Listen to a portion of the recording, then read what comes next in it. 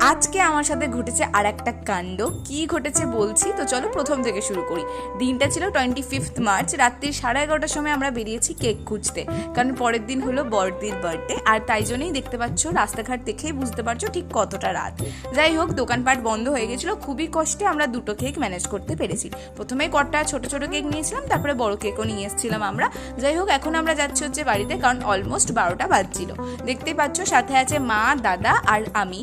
এখন আমরা উপরে যাচ্ছি, ভাবছিলাম বদি সারপ্রাইজ হবে, বাট ও সারপ্রাইজ হলেও কি হয়েছে এখন তোমরা দেখে নাও। লিটারালি ও চলেই এসেছিল। এবার ও কি বলছে তোমরা সেটা শুনো।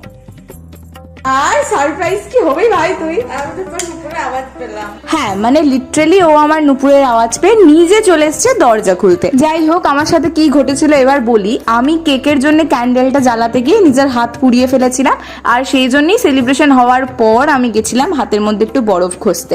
মানে আমার সাথে যে কেন হয় আমি সেটাই বুঝি না।